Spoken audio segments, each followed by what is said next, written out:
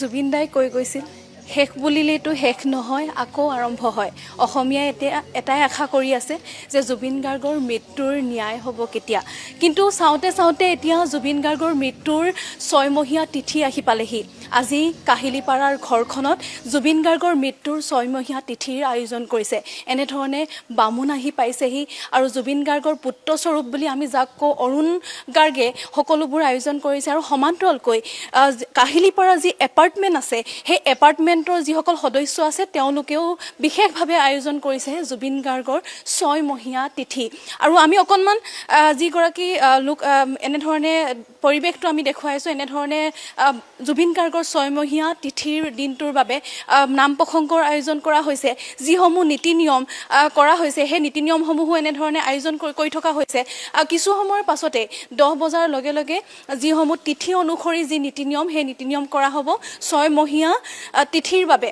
কিন্তু জুবিন গাৰ্গৰ 6মহীয়া তিথি শুনিলে কিবা আচহুৱা লাগে। যিগৰাকী প্ৰাণৰ শিল্পী, সকলোৱে খুব ভাল পায়, মৰমৰ এই শিল্পীগৰাকীৰ 6মহীয়া তিথিৰ শব্দটো কোনো শুনিবই নোখুজিছিল। কিন্তু আজি চাওঁতে চাওঁতে জুবিন দা নোহোৱা হোৱা 6টা মাহ সম্পূৰ্ণ হ'বহিয়ে হ'ল। 19 ছেপ্টেম্বৰ জুবিন দা যেতিয়া আমাৰ মাজৰ পৰা গুচি গৈছিল, আমাৰ প্ৰাণৰ শিল্পীগৰাকী আমাৰ মাজৰ পৰা গুচি গৈছিল 19 ছেপ্টেম্বৰৰ দিনটোত।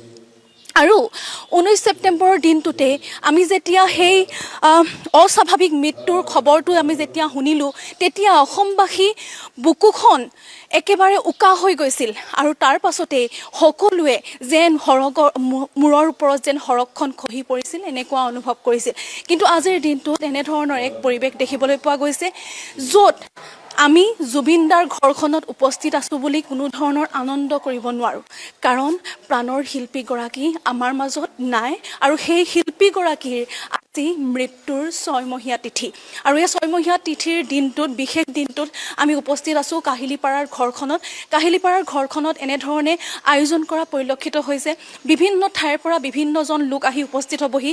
জুবিন দাৰ যিসকল সতীৰ্থ আছে সতীৰ্থসকলো আহি উপস্থিত হ'বহি আৰু কিছু কিছু লোক আহি উপস্থিত হোৱা পৰিলক্ষিত হৈছে। সমান্তৰালকৈ গৰিমা শইকীয়াৰ কিছু সময়ৰ পাছতে তেওঁ তললৈ নামি আহিব আৰু তাৰ পাছতে যি 6মহীয়া তিথিৰ নীতি নিয়ম সেই নীতি নিয়মসমূহ কৰা হ'ব। আমি অকণমান জুবিনদাৰ এপাৰ্টমেণ্টটোৰ যিসমূহ পৰিয়ালবৰ্গ তেওঁলোকৰ লগতো অকণমান কথা পতাৰ যত্ন কৰিম। যিহেতু তেওঁলোকে বিশেষভাৱে জুবিনদাৰ জন্মদিনেই হওক বা জুবিনদাৰ বিশেষ দিনবোৰে তেওঁলোকে জীয়াই ৰখাৰ চেষ্টা কৰিছে। এই এপাৰ্টমেণ্টতে জুবিনদাৰ স্মৃতিসমূহ জীয়াই ৰখাৰ চেষ্টা কৰিছে। এনেধৰণে বিশেষভাৱে জুবিনদাৰ যিসমূহ স্মৃতি এই স্মৃতিসমূহ জীয়াই ৰখাৰ চেষ্টা কৰি আহিছে। প্ৰাণৰ শিল্পীগৰাকী আমাৰ মাজৰ পৰা নোহোৱা হোৱা 6টা মাহ সম্পূৰ্ণ আৰু প্ৰাণৰ শিল্পীগৰাকীৰ ন্যায়ৰ যিটো প্ৰসংগ এই প্ৰসংগটো এতিয়াও যেন ওপৰলৈ উঠা নাই বুলি আমি ক'ব লাগিব। কাৰণ এতিয়াও আদালতৰ দৰ্জাত টকটকাই আছে জুবিনদাৰ পত্নী আৰু জুবিনদাৰ ভগ্নী আৰু অসমবাসীয়ে এতিয়াও ৰৈ আছে। 6 মাহ সম্পূৰ্ণ হ'ল, এতিয়াও জুবিন ক্ষেত্ৰৰ যি পৰিৱেশ সেই পৰিৱেশ কদৰ্যময় হৈ পৰিছে। টিপাল আৰিবলগীয়া হৈছে জুবিন পত্নীয়ে। কিন্তু এনে এক পৰিৱেশৰ মাজত এতিয়া আমাৰ শিল্পীগৰাকীক আমি জীয়াই ৰাখিব বিচাৰিছোঁ নেকি?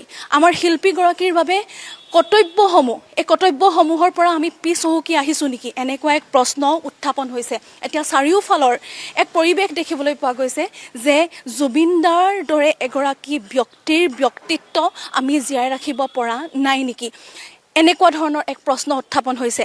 আমি যদি চাওঁ কাহিলীপাৰাৰ সেই ৰাজপথটোকে যদি আমি চাওঁ, পথছোৱা যদি আমি চাওঁ বিশেষভাৱে, সেই পথছোৱাও আজিৰ দিনটোত ঠিক কৰা নহ'ল। কাৰণ এই ঘৰখন চাবৰ বাবে, এই জুবিনদাৰ চাইনাৰ যি ইম্পেৰিয়েল এপাৰ্টমেণ্ট চাবৰ বাবে বিভিন্ন স্থানৰ পৰা বিভিন্নজন লোক আহি উপস্থিত হয়হি। কিন্তু এই ঘৰখনলৈ অহা পথছোৱাৰ অৱস্থা দেখিলে আপোনাৰ চকু কপালত উঠিব। জুবিনদাৰ পথ, জুবিনদাৰ সোণাপুৰলৈ যোৱা যি ঘৰখন, জুবিনদাৰ সেই শয়নস্থলী, তালৈ যোৱা মানুহবোৰে আশা কৰে যে জুবিনদাৰ দৰে এগৰাকী ৰজা আছিল অসমত, এই ৰজাগৰাকীৰ স্মৃতি জীয়াই ৰখাত আমি ব্যৰ্থ হৈছোঁ নেকি? এনেকুৱা এক প্ৰশ্ন উত্থাপন হৈছে।